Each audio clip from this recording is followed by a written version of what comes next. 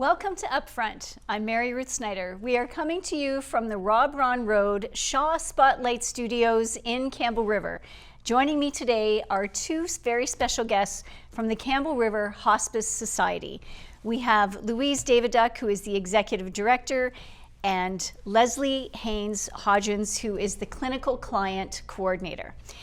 Now, Leslie, you have launched a new, Louise, you have launched with the two L names. It's going to be very confusing. You've launched a new campaign, so please tell us about the new campaign. Yeah, it's our first campaign for the Campbell River Hospice Society, and it's to raise $75,000 by December 31st. So this campaign is very important to help us keep our services running throughout the year, and also help us implement a new sudden death workshop, which we're finding is a real need here in Campbell River lately. And so sudden death can be attached to suicide, drug overdose, even medical like heart attack, things like that. And when that happens, that can affect the family differently than when it's an expected death. Correct. Now, what are some of the current programs you have running and why you felt the need to expand it to include the sudden death aspect? Well, we have quite a variety of services. So most people, when they think of hospice care, they think of just those that are at end of life. And so we go way beyond that, and we also support the families who are grieving. And it can happen even before someone passes. So that's why you may wonder why it's kind of a surprise to see a child on our campaign poster. But it's really important that we support all ages. So we can support from 4 and up with our programs. So as far as the palliative side of things, we have volunteers who are trained to go to hospital, different long-term facilities, our hospice beds at Ucalta, even in the community in people's homes, to provide that psychosocial care to those who are dying. I might let Leslie kind of expand on that side of things. Yeah, so also it's not just the person that's at end of life, but also their families. Right. And so one of my roles is to provide support for the volunteers that we're sending out. I call them my ambassadors in the trenches or in the field. But yeah, so we send them out, but we don't just, we train them. We give them 36 hours of very specialized training, as well as ongoing support from myself. And I have a clinical background, so that's helpful for them. Yeah, so they go right into people's homes, or as Louise had mentioned, into the hospital if that's needed, or into our hospice beds at Ucalta. And other long-term facilities. So that's one side of what we do. The other side is the grief support. So we have art therapy, counseling. So it's a type of counseling that's geared towards people who have a hard time doing the face-to-face counseling. Sometimes people just have a hard time communicating, or like for kids, it's really good for kids because they use the means of art to have the conversation. It's not about making a piece of artwork. It's about just having that conversation while you do that. And that's something that's really good for the kids. We also have one-to-one counseling and relaxation therapy. So we have volunteer practitioners, and they provide Reiki, healing touch, reflexology, and all of them are volunteers. And this is very important because grief really houses itself in our bodies. Absolutely. And it can make us quite ill if we don't tend to it. A lot of people don't know that. And so these healing therapists are there to help people do just that. Or if they're struggling with end of life, they're there for them to perform these therapies. Yeah, and then it goes also into groups that we have. So we have grief support group. We also have a group for people who are facing end of life who may want to gather and just talk to each other about what they're going through.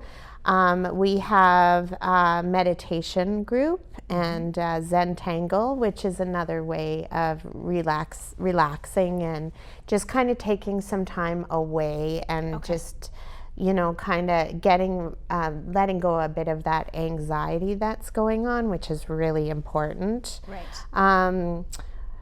What other groups do we have? So I'm really excited because in January we're starting an 8-week mindfulness program or workshop, and mindfulness for grief. So basically what that's about is I'll be facilitating it. I'm a mindfulness teacher as well.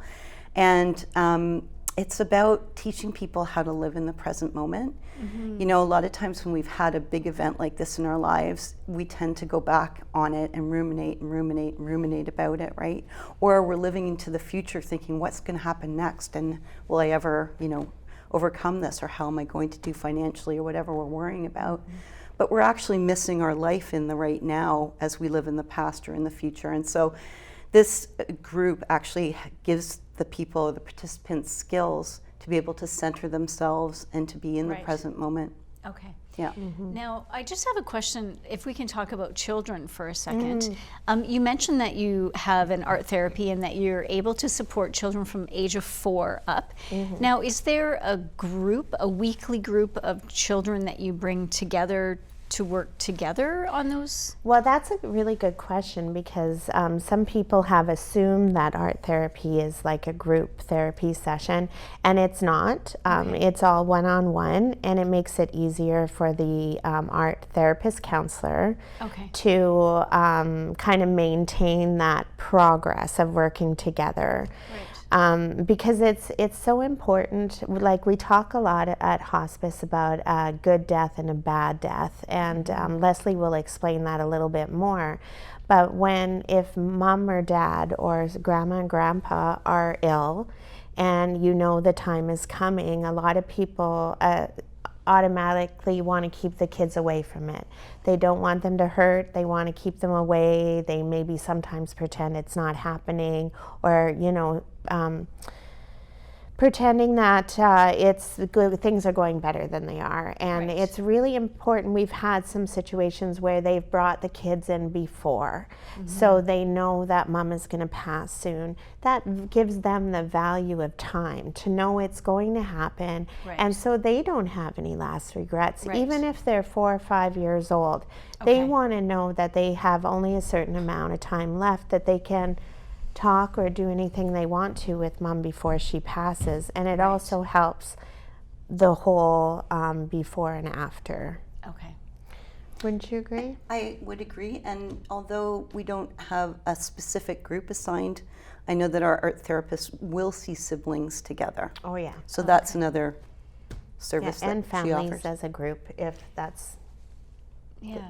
Now, with your sudden death workshops that you're hoping to do in the new year, which is what the campaign is about, have you outlined what those look like yet for the different age groups? Well, it's more targeted towards the whole family. So we've done our research, and we've looked at other hospices, and we've come across a program that has been successful. And so it's for the whole family. So when sudden death happens, typically, well, a lot of negative things can happen. And this workshop is to bring the family together so that they could grieve together in a healthy way rather than kind of falling apart. Because when things just happen like that unexpectedly, you're all of a sudden, you can be just completely lost. I know, like, we can't share a lot about our clients because we highly respect confidentiality. But for myself and my own family, my father died unexpectedly. And as all of us adults, we just totally fell apart, and people were getting angry with each other and fighting and arguing, and you would think adults really would have behaved a little bit better, but we just didn't know what was going on. We didn't know why we were reacting the way we were, and it like literally took 5 years after his death to come together. And my biggest regret there not having something like this kind of workshop for my family. Of I course. regret it because of my mom. So my mom should have been the focus at the time. Right. And unfortunately she wasn't. Instead, her whole family was falling apart at the same time. Right. And I really wish I could go back and have something like this to make sure we did it together. It would have been Right. so nice if we could have grieved together instead of separately. So the workshop is for the whole family, and is it? Does it happen over a week, a month, several months? Like, how does the workshop unfold itself? So once a week for 8 weeks is the model that we think we're going to go with after Okay. doing the research. Okay. So it's pretty intense. But like Louise, I've had my own experiences in my life with death. And when I was 16, my brother was killed in a car accident. So it's like your world is one way 1 minute, and then it's punctuated by this new world that you find yourself in and didn't ever ask for. And it's Right. very, very difficult on the families. Kids get lost in the shuffle. Parents can't meet their developmental needs because they might be depressed. Right. You know, couples start to fight because they don't understand that men and women grieve differently. Right. So there's a lot of factors that I also had wished that I had had intervention at that time. And we talked a little bit about good death, bad death. Yeah. You know, my mom passed away in a medical environment, with a lot of healthcare people that weren't really family friendly or listening. It was a very difficult death. She suffered. Whereas my father had the most beautiful palliative death at home Right. that one could ever imagine, with lots of support and family around him in his Right. cozy bed, music, you know. Yes. So these are the three kinds of areas. And I feel like one of the areas that's really missing out is the sudden death piece, because it's really a crisis state for our families. And if we can get in there to help, we know from the research 100% that getting them out of isolation and bringing them into a situation where they're talking about their experience with Right. others who have had similar experience is just absolutely vital to their successful outcome. Because Right. there's a higher risk with sudden death to grieve in unhealthy ways. So, you know, self-medicating, depression, all of that, it's a higher risk there. So we really want to, and like Leslie does the intakes at the Hospice Society, so she sees as they come in, what's happening, and sometimes things can ebb and flow, what's happening in the community.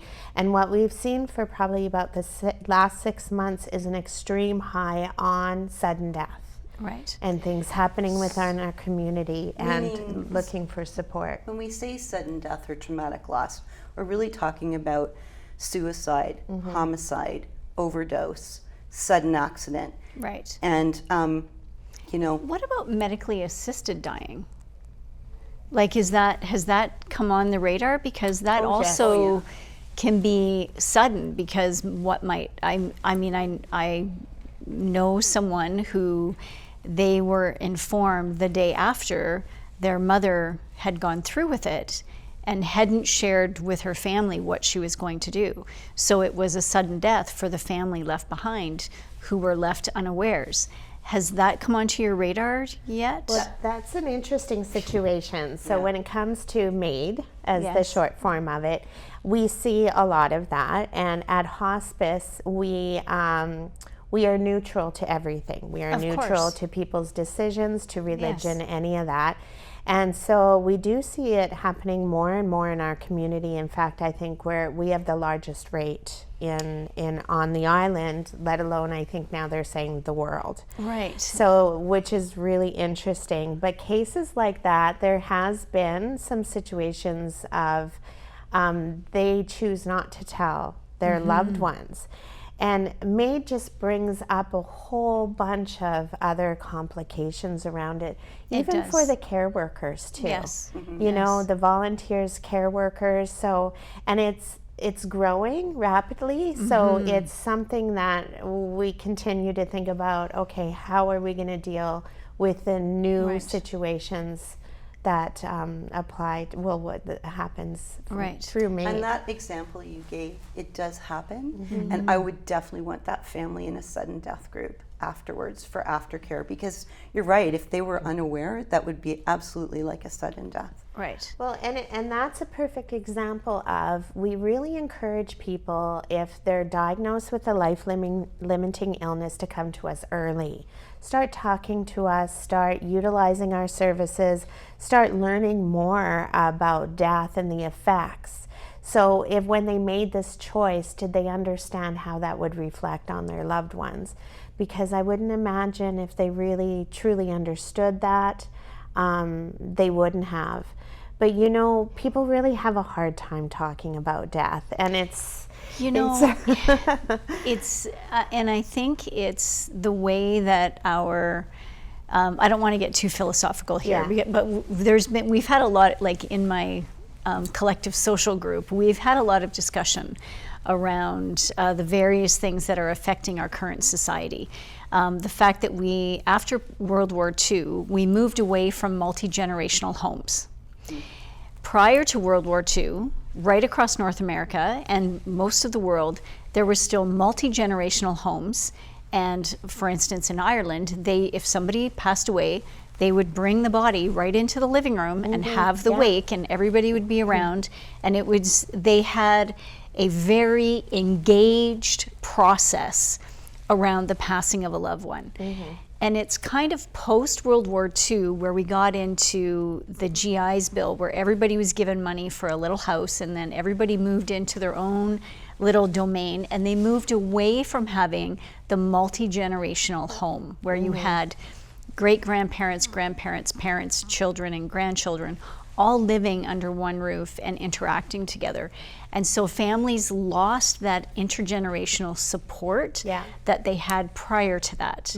So in all of our conversations, it's felt that has not only affected society in general, the way we communicate, the way we support and interact each other, but it's affected everything from birth to death. Yes. And medicalization of death and dying. Right. Yeah, everything into the hospital. Right. We don't have to see it, we don't have to speak about it. Right. Yeah. It removed those general conversations around death. Like, again, post-World War II, everything was almost sanitized, if that's the right word.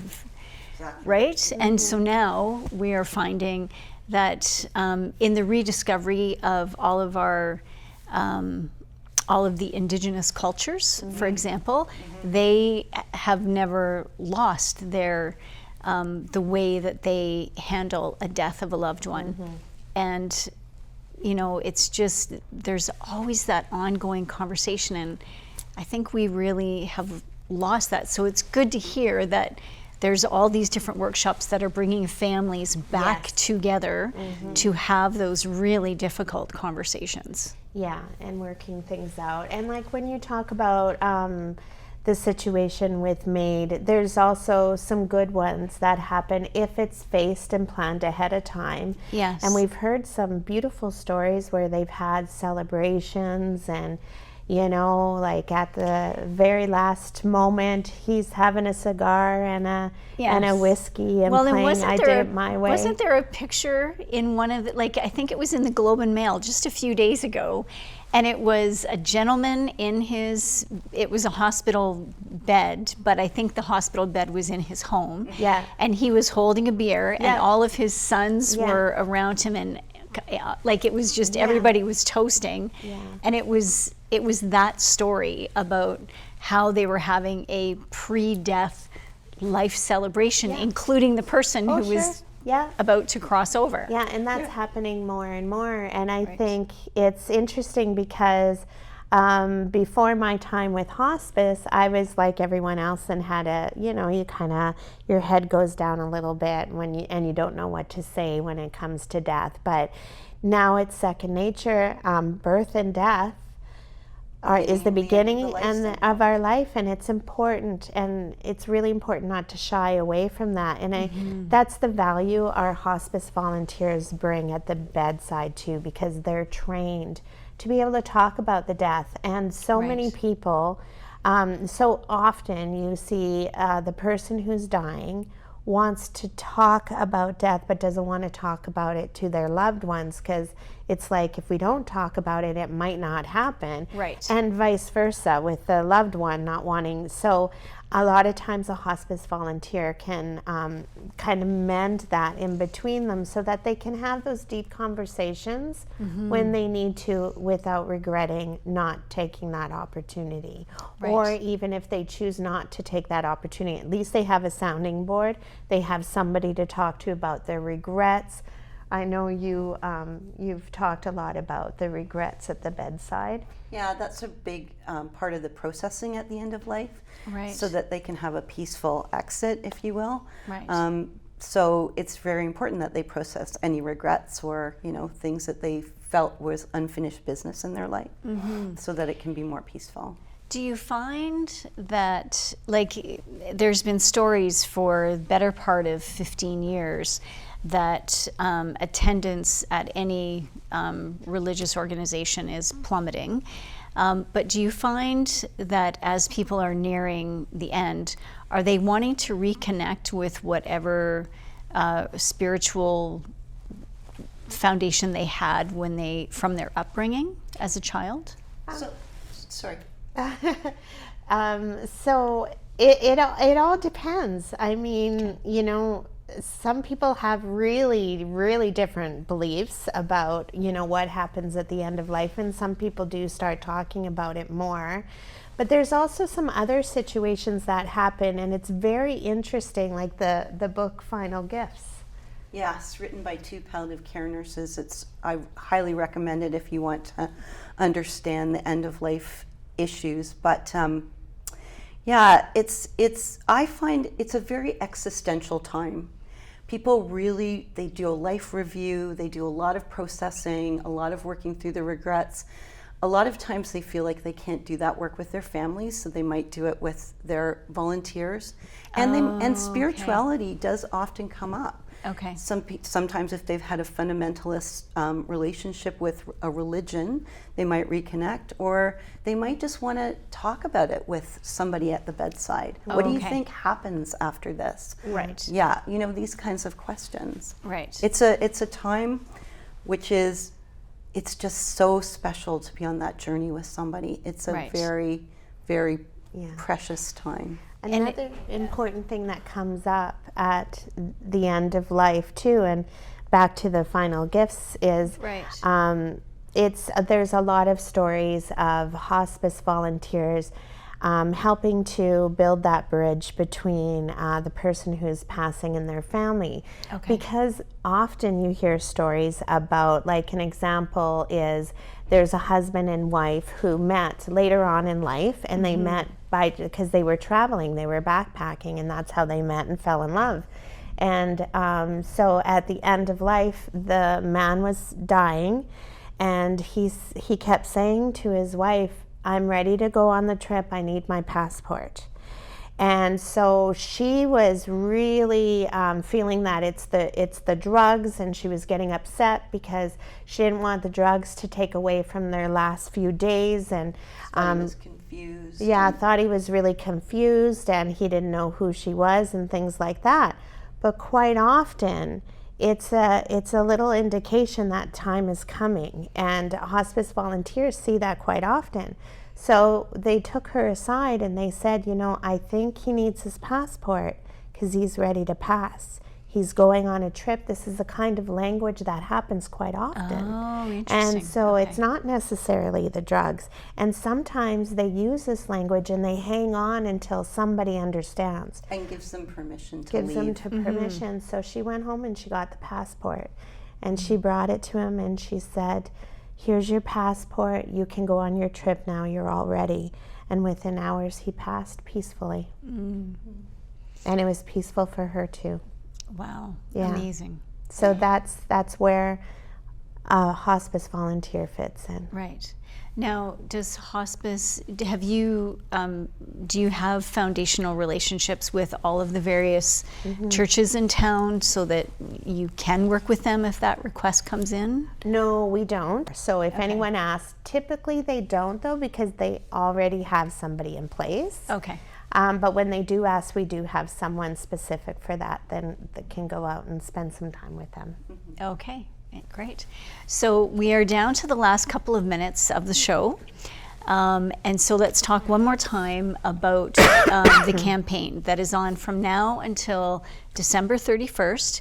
And you're raising $75,000, and it's specifically for a sudden death workshop for the families after they've experienced a sudden death. That's right, the sudden death workshops, and also to help us with our programs throughout the year, because we're just like everyone else, we're always fundraising to make our budget, and so we need that support, and the sudden death workshop will continue. So it's not just one, it'll be an ongoing program or service. Right.